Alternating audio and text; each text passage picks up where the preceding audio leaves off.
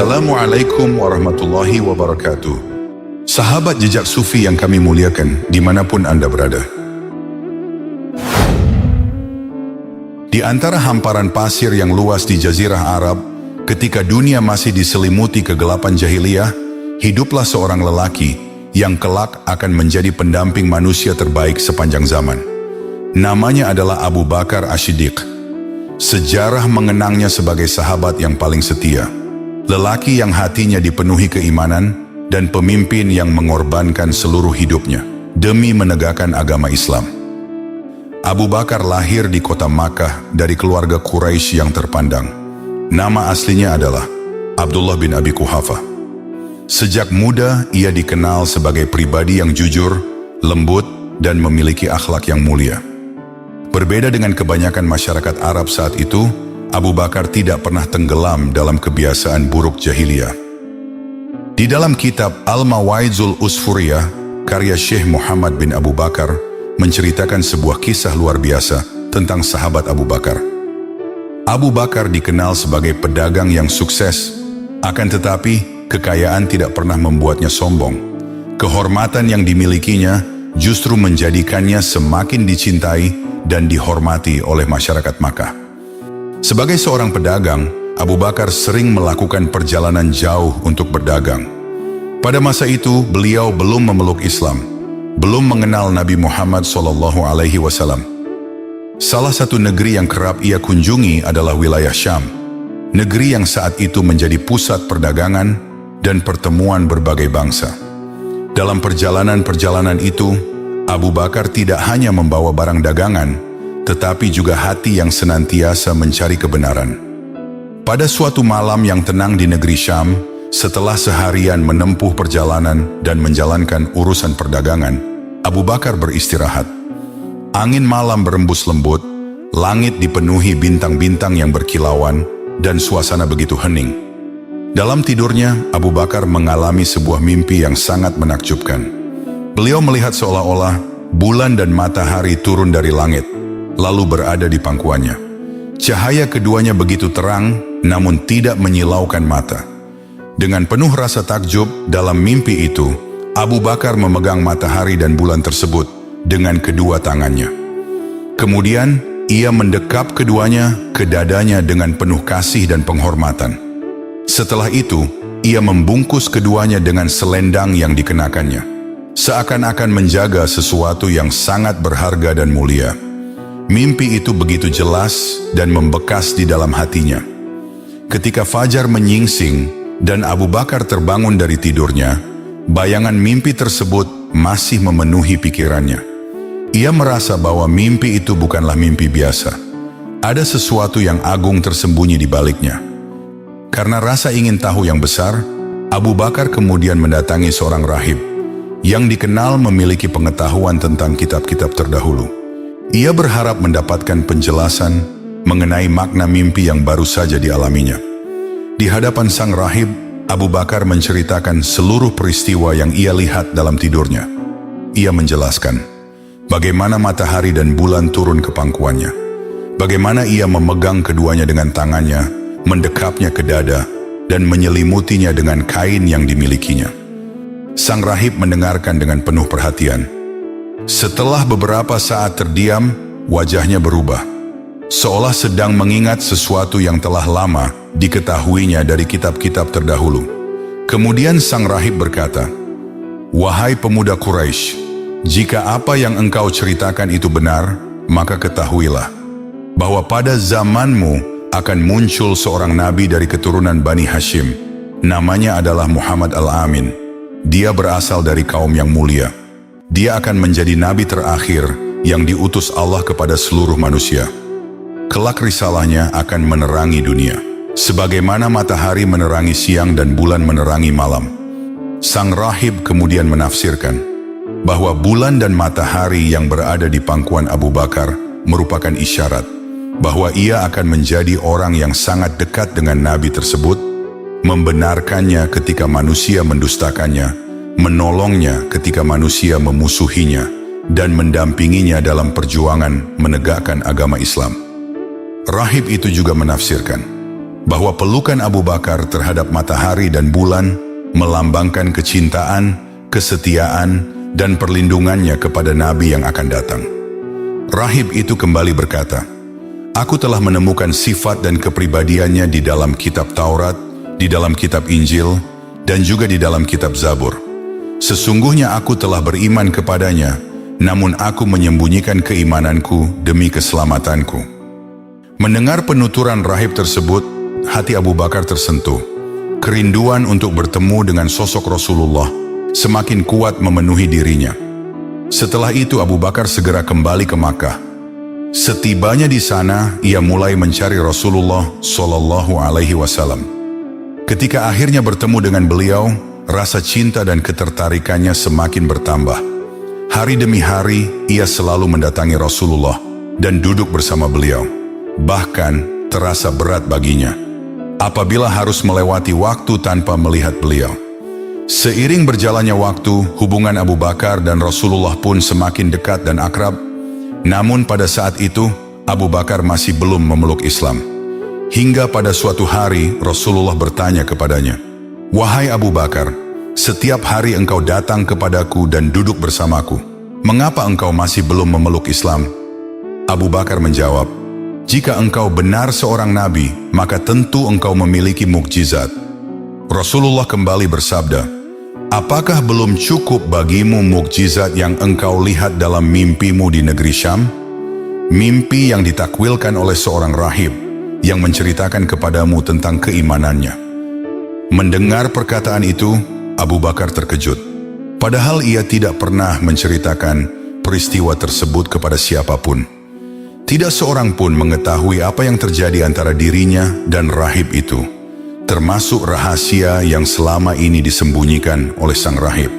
Saat itulah Abu Bakar menyadari bahwa Muhammad benar-benar mengetahui perkara yang tidak mungkin diketahui manusia biasa kecuali dengan izin Allah. Maka ia pun membenarkan Rasulullah, meyakini bahwa beliau adalah nabi dan utusan Allah.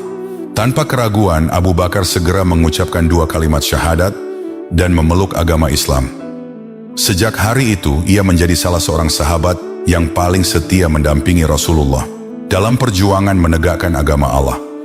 Namun, perjuangan Abu Bakar ketika mendampingi dakwah Rasulullah bukanlah perjalanan yang mudah.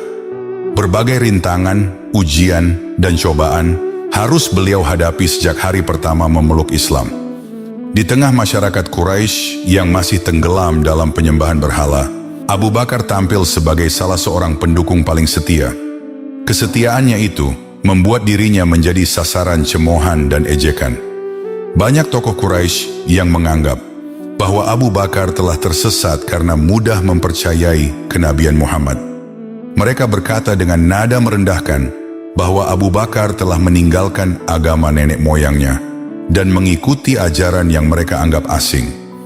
Tidak sedikit pula yang mengejeknya karena membenarkan setiap perkataan Rasulullah tanpa keraguan sedikit pun. Hingga pada suatu ketika, setelah Rasulullah kembali dari perjalanan Isra dan Mi'raj, beliau menceritakan peristiwa agung tersebut kepada kaum Quraisy. Rasulullah mengabarkan bahwa pada suatu malam Allah memperjalankan beliau dari Masjidil Haram ke Masjidil Aqsa, lalu mengangkat beliau menembus lapisan-lapisan langit hingga menyaksikan berbagai tanda kebesarannya. Rasulullah tidak hanya menyampaikan kisah itu, tetapi juga menunjukkan berbagai bukti atas kebenaran perjalanan tersebut. Namun, bukannya beriman, kaum Quraisy justru menjadikan pengakuan itu sebagai bahan ejekan dan tertawaan. Mereka saling memandang sambil tersenyum sinis. Bagaimana mungkin seorang manusia dapat pergi ke langit lalu kembali dalam satu malam? Salah seorang di antara mereka lalu berkata dengan nada mengejek, "Wahai Muhammad, angkatlah salah satu kakimu." Rasulullah pun mengangkat salah satu kaki beliau. Orang itu kembali berkata, "Sekarang angkat kaki yang satunya lagi." Rasulullah menjawab dengan tenang, "Jika aku mengangkat kaki yang satu lagi, tentu aku akan terjatuh." Mendengar jawaban itu, orang tersebut tertawa lalu berkata, "Kalau begitu, bagaimana mungkin kami dapat mempercayai bahwa engkau pergi ke atas langit?" Perkataan itu disambut gelak tawa oleh kaum Quraisy yang hadir. Mereka menganggap cerita Isra dan Mi'raj sebagai sesuatu yang mustahil terjadi. Namun Rasulullah tetap tenang menghadapi ejekan mereka. Dengan penuh kebijaksanaan beliau berkata, "Pergilah kalian kepada Abu Bakar. Kalian akan mendapati kebenarannya." Mendengar hal itu, kaum Quraisy segera pergi ke rumah Abu Bakar. Mereka menganggap inilah kesempatan terbaik untuk menyadarkan Abu Bakar. Mereka berharap Abu Bakar akan meragukan kenabian Muhammad. Apalagi setelah mendengar peristiwa yang tidak masuk akal. Tidak mungkin ada orang yang bisa melakukan perjalanan ke langit dalam satu malam. Menurut mereka, inilah saat yang tepat untuk membuktikan kepada Abu Bakar bahwa Muhammad adalah seorang pendusta, sekaligus ingin mempermalukan Abu Bakar lantaran selalu mempercayai Rasulullah. Setibanya di rumah Abu Bakar, salah seorang dari mereka berkata, "Wahai Abu Bakar, apakah engkau mengetahui bahwa sahabatmu mengaku telah melakukan perjalanan pada malam hari ke Baitul Maqdis?" Abu Bakar memandang mereka dengan tenang, lalu bertanya, "Apakah beliau benar-benar mengatakan demikian?" "Iya," jawab mereka. Maka Abu Bakar berkata tanpa keraguan sedikit pun, "Jika beliau memang mengatakannya, maka sungguh beliau telah berkata benar." Mendengar jawaban itu, mereka terkejut. Mereka tidak menyangka Abu Bakar akan langsung membenarkan Rasulullah. Mereka pun kembali bertanya, "Apakah engkau mempercayainya bahwa ia pergi pada malam hari ke Baitul Maqdis, lalu kembali lagi sebelum pagi tiba?" Abu Bakar menjawab dengan penuh keyakinan, "Ya, bahkan aku membenarkan sesuatu yang lebih besar daripada itu. Aku membenarkan berita dari langit yang turun kepadanya pada pagi dan petang hari." Ucapan itu membuat mereka terdiam. Mereka datang dengan harapan dapat menggoyahkan keimanan Abu Bakar, namun yang mereka dapati justru keyakinan yang tidak terguncangkan. Bagi Abu Bakar, kebenaran Rasulullah tidak diukur dengan logika manusia semata. Selama berita itu datang dari Rasulullah, maka tidak ada alasan baginya untuk meragukan. Jika Allah mampu menurunkan wahyu dari langit kepada seorang nabi, maka memperjalankan hambanya ke Baitul Maqdis dan mengangkatnya ke langit dalam satu malam bukanlah sesuatu yang mustahil. Sejak peristiwa itulah Abu Bakar mendapat gelar Asy-Syiddiq, yakni orang yang selalu membenarkan Rasulullah. Gelar tersebut menjadi penghormatan atas kejujuran iman dan keteguhan keyakinannya yang tidak pernah goyah, bahkan ketika orang lain menertawakan dan mendustakan Rasulullah. Perjuangan Abu Bakar dalam mendampingi Rasulullah tidak berhenti sampai di situ. Kecintaan dan kesetiaannya kepada Rasulullah terus terbukti dalam setiap peristiwa, termasuk pada saat hijrah menuju Madinah, ketika kaum Quraisy telah bersepakat untuk mengakhiri hidup Rasulullah. Pada malam yang penuh ketegangan itu, Rasulullah meninggalkan Makkah bersama Abu Bakar. Di belakang mereka, kaum Quraisy mengerahkan para pengejar terbaik untuk memburu dan menemukan jejak keduanya. Menyadari bahaya yang mengintai, Rasulullah dan Abu Bakar berlindung di Gua Sur, sebuah gua yang terletak di puncak bukit yang terjal. Mereka memasuki gua itu dengan penuh kehati-hatian, sementara para pengejar semakin mendekat. Atas kuasa Allah Subhanahu wa Ta'ala, seekor laba-laba membuat sarang yang menutupi mulut gua. Sarang itu tampak utuh dan seolah telah berada di sana sejak lama. Tidak berapa lama kemudian, sekelompok orang Quraisy tiba di depan gua. Mereka memeriksa sekeliling dan saling bertanya, "Apakah Muhammad dan Abu Bakar masuk ke dalam gua ini?" Salah seorang di antara mereka memperhatikan mulut gua, lalu berkata, "Itu tidak mungkin. Lihatlah sarang laba-laba ini. Jika mereka masuk ke dalam, tentu sarang itu sudah rusak." Mendengar perkataan tersebut, mereka pun mengurungkan niat untuk memeriksa bagian dalam gua. Dengan rasa kesal karena gagal menemukan buruan mereka, rombongan itu akhirnya pergi meninggalkan tempat tersebut. Di dalam gua, suasana kembali tenang. Setelah perjalanan yang panjang dan melelahkan, Rasulullah merebahkan tubuhnya untuk beristirahat. Sementara itu Abu Bakar tetap terjaga. Ia duduk di dekat Rasulullah, mengawasi setiap sudut gua, memastikan tidak ada sesuatu pun yang dapat membahayakan Rasulullah. Ketika matanya mengawasi sekeliling gua, Abu Bakar melihat sebuah lubang di tanah. Ia khawatir lubang tersebut merupakan sarang ular berbisa. Tanpa berpikir panjang, ia segera menutupi lubang itu dengan kakinya. Ia lebih memilih dirinya berada dalam bahaya daripada membiarkan sesuatu keluar dan mengganggu Rasulullah. Beberapa saat kemudian, dari dalam lubang itu seekor ular berbisa berusaha keluar. Namun jalan keluarnya terhalang oleh kaki Abu Bakar. Karena tidak dapat keluar, ular itu menggigit kaki Abu Bakar dengan keras. Rasa sakit yang luar biasa segera menjalar ke seluruh tubuhnya. Seolah api membakar urat-uratnya, dari ujung kaki hingga ke dada. Namun Abu Bakar tetap diam. Ia tidak menarik kakinya. Ia tidak berteriak. Ia tidak ingin Rasulullah terbangun dari istirahatnya. Dengan penuh kesabaran, ia menahan rasa sakit yang semakin lama semakin menyiksa. Kakinya terus tergigit, sementara tubuhnya mulai gemetar menahan perih. Akhirnya Abu Bakar tidak mampu lagi membendung tangisnya untuk menahan rasa sakit. Butiran air mata itu jatuh perlahan dari kedua matanya dan menetes ke pipi Rasulullah yang sedang beristirahat. Seketika Rasulullah pun terbangun. Beliau memandang Abu Bakar dan melihat wajah sahabatnya itu dipenuhi kesakitan. Dengan penuh kelembutan beliau bertanya, "Wahai Abu Bakar, apakah engkau menangis karena menyesal mengikuti perjalanan ini?" Abu Bakar segera menggelengkan kepala. "Demi Allah, tidak wahai Rasulullah. Aku ridho dan ikhlas mengikutimu kemanapun engkau pergi." "Lalu, mengapa engkau menangis?" tanya Rasulullah. Dengan suara yang tertahan karena rasa sakit, Abu Bakar menjawab, "Seekor ular baru saja menggigitku, wahai Rasulullah, dan aku merasakan bisanya menjalar ke seluruh tubuhku." Mendengar hal itu, Rasulullah meminta Abu Bakar mengangkat kakinya dari lubang tersebut. Ketika kaki itu diangkat, tampaklah seekor ular berbisa keluar dari dalam lubang tanah. Rasulullah kemudian memandang ular itu dan berkata, "Wahai ular, tidakkah engkau mengetahui bahwa jangankan daging atau kulit Abu Bakar, bahkan sehelai rambut Abu Bakar pun tidak boleh engkau sakiti?" Ular itu menjawab dengan penuh hormat, "Aku mengetahui hal itu, wahai Rasulullah. Akan tetapi kaki Abu Bakar telah menutupi jalan pandanganku kepadamu.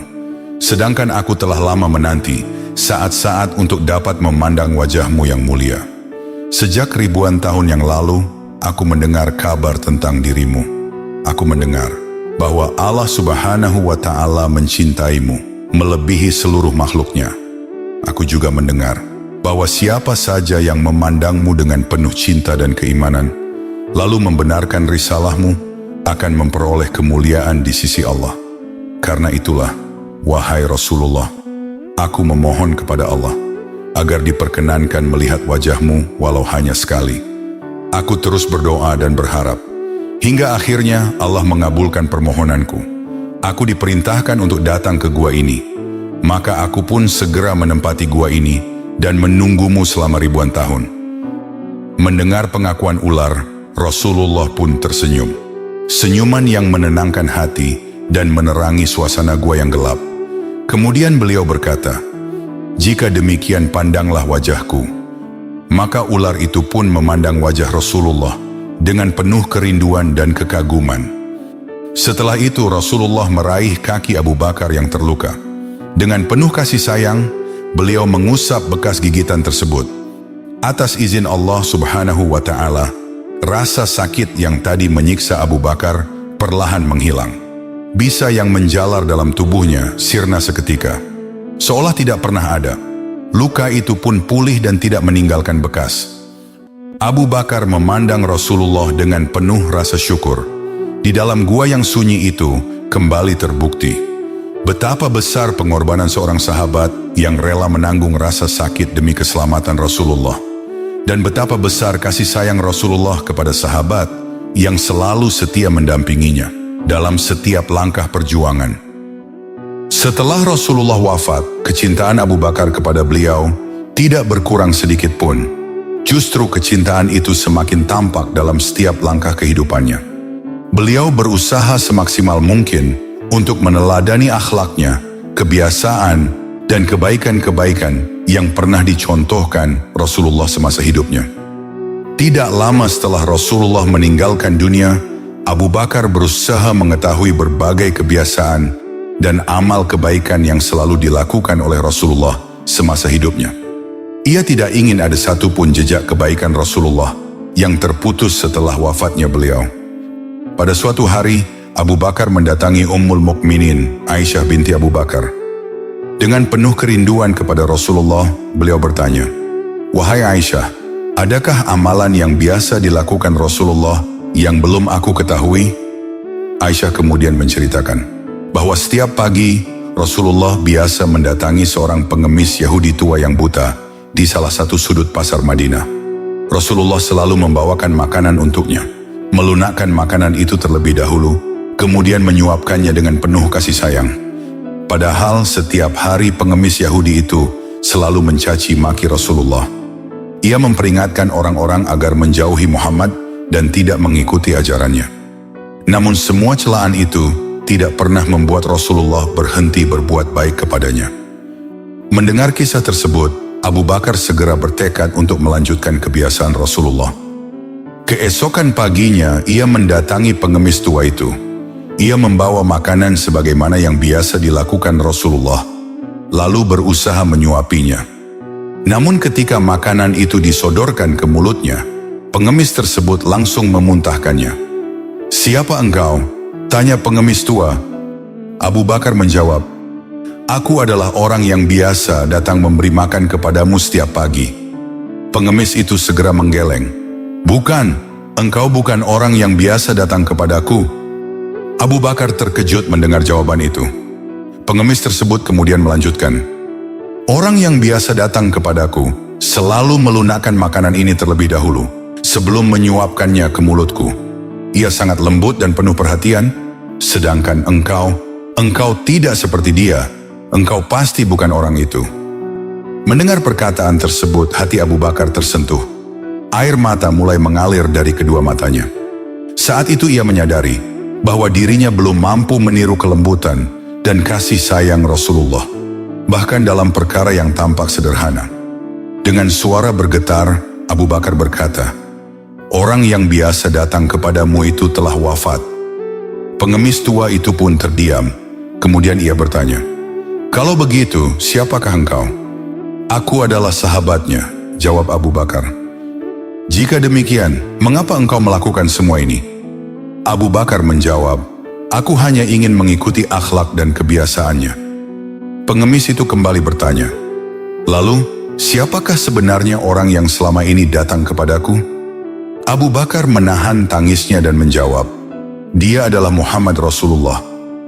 Mendengar jawaban itu, tubuh pengemis tua tersebut bergetar. Ia tidak pernah menyangka bahwa orang yang selama ini dia caci, dia hina, dan diperingatkannya kepada orang lain agar dijauhi, justru datang setiap hari untuk memberinya makan dengan penuh kasih sayang. Orang yang selama ini ia benci, ternyata tidak pernah membalas keburukannya dengan keburukan. Sebaliknya, beliau mendatanginya setiap hari, memperhatikannya, dan melayaninya dengan kelembutan. Hati pengemis itu pun luluh, air mata mengalir dari kedua matanya. Penyesalan memenuhi hatinya ketika menyadari siapa sosok yang selama ini berbuat baik kepadanya. Di hadapan Abu Bakar, pengemis Yahudi tua itu kemudian mengucapkan 2 kalimat syahadat dan menyatakan keislamannya. Kisah serupa juga pernah terjadi semasa Abu Bakar menjabat sebagai khalifah. Abu Bakar dan Umar bin Khattab dikenal sebagai 2 sahabat yang sangat gemar berlomba-lomba dalam kebaikan. Keduanya senantiasa berusaha menjadi yang terdepan dalam amal soleh, mengharapkan ridho Allah dan pahala yang besar di akhirat kelak. Seringkali Umar memperhatikan amalan yang dilakukan Abu Bakar. Ketika mengetahui suatu kebaikan yang dikerjakan sahabatnya itu, Umar berusaha melakukan hal yang sama, bahkan berupaya menambahnya agar dapat meraih keutamaan yang lebih besar. Namun ada satu hal yang membuat Umar merasa penasaran. Setiap hari setelah menunaikan sholat subuh, Abu Bakar yang saat itu menjabat sebagai khalifah selalu berjalan menuju pinggiran kota Madinah. Beliau mendatangi sebuah gubuk kecil yang sederhana, lalu masuk ke dalamnya. Setelah beberapa waktu, beliau keluar dan kembali melanjutkan aktivitasnya seperti biasa. Peristiwa itu terus berulang setiap hari. Umar memperhatikannya dari kejauhan. Ia mengetahui hampir seluruh amalan dan kebiasaan Abu Bakar. Tetapi kali ini, ia tidak mengetahui apa yang dilakukan sahabatnya di dalam gubuk kecil tersebut. Rasa penasaran dalam hatinya pun semakin bertambah. Pada suatu pagi, setelah sholat subuh, Umar kembali mengikuti Abu Bakar secara diam-diam. Dari kejauhan, ia melihat Abu Bakar memasuki gubuk itu dan berada di dalamnya selama beberapa waktu. Namun ia tetap tidak dapat melihat apa yang sebenarnya dilakukan. Setelah Abu Bakar keluar dan pergi meninggalkan tempat itu, Umar segera mendatangi gubuk tersebut. Ketika memasuki ruangan sederhana itu, Umar mendapati seorang wanita tua yang terbaring lemah. Tubuhnya renta dimakan usia. Kedua matanya telah buta, sehingga ia tidak mampu melihat siapapun yang datang mengunjunginya. Di dalam rumah itu tidak terdapat kemewahan sedikit pun, hanya sebuah tempat tinggal yang sangat sederhana, dengan berbagai keterbatasan. Umar pun memandang sekeliling dengan heran. Lalu ia mendekati wanita tua itu dan bertanya, "Wahai ibu, apa yang dilakukan orang yang setiap hari datang ke sini?" Wanita tua itu menjawab, "Demi Allah, aku tidak mengetahui siapa dirinya. Setiap pagi ia datang ke rumahku. Ia membersihkan rumah ini, menyapunya, mengurus segala keperluanku, lalu menyiapkan makanan untukku.